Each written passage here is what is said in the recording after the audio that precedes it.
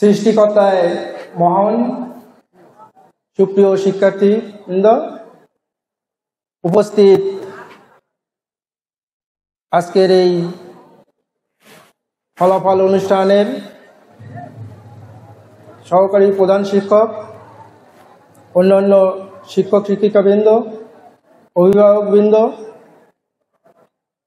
এবং আজকের এই ফলাফল নেওয়ার জন্য যারা অভিভাবক হিসাবে আসছেন তাদেরকে সবাইকে আমি আমার পক্ষ থেকে অভিনন্দন জানাচ্ছি।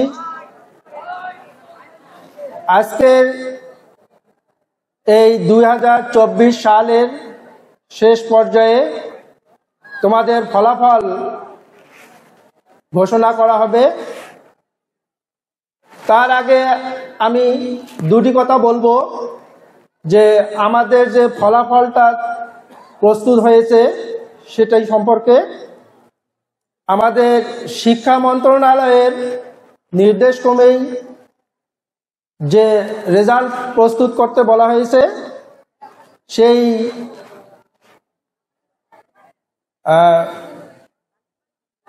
আদেশেই আমরা এই ফলাফল তৈরি করেছি।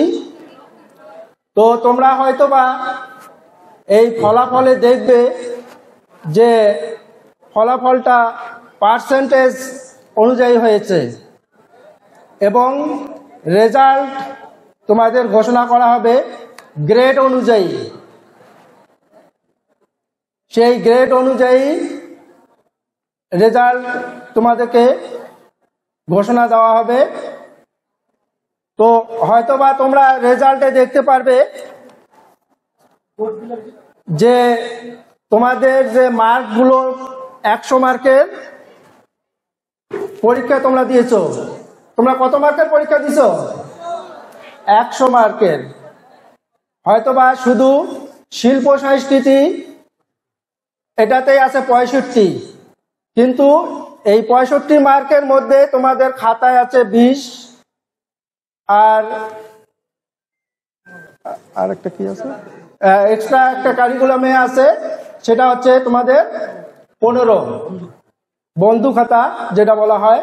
সেখানে এই মার্কগুলো মিলে 100 মার্কে আমরা পরীক্ষা নিয়েছি।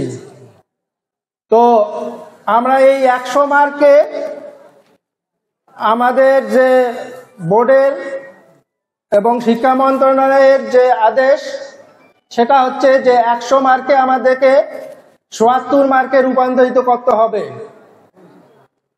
যে আমরা যদি কেউ 100 মার্ক পায় তাকে আমরা দেব 74 মার্ক, 70% মার্ক করছি। এবং বাকি 30% মার্ক গেল কোথায়? আমাদের যে শিক্ষণকালীন মূল্যায়ন, যেটা ক্লাস চলাকালীন আমাদের যে ক্লাসের মধ্যে যে কার্যক্রম পরিচালিত হয়েছে সেখান থেকে আমরা 30 নম্বর অর্থাৎ 30% মার্ক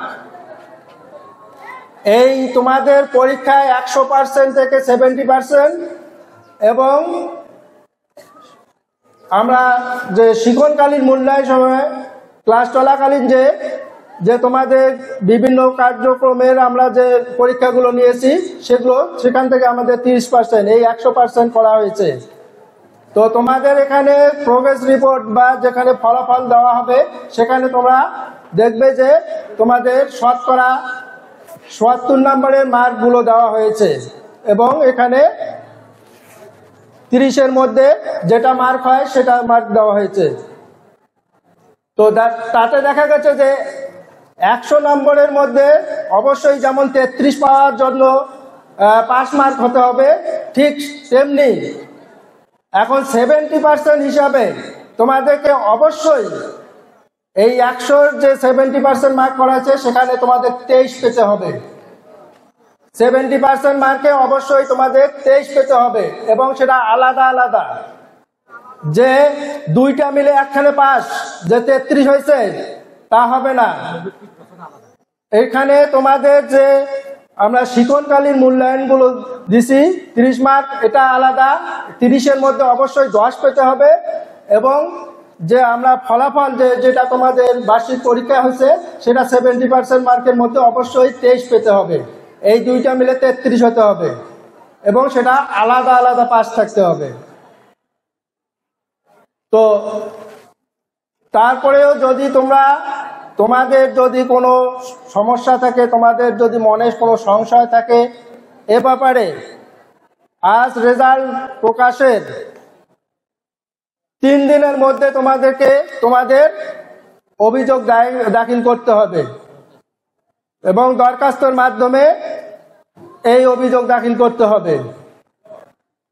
তো আমি চাইব তোমরা ভবিষ্যতে তোমাদের এই আজকের যে রেজাল্ট, এই রেজাল্টের ভিত্তিতে তোমরা আরো উত্তরোত্তর বৃদ্ধি পাবে, ভালো করবে এবং তোমাদের সুস্বাস্থ্য কামনা করে আমি আমার এই সংক্ষিপ্ত বক্তব্য এখানে শেষ করছি।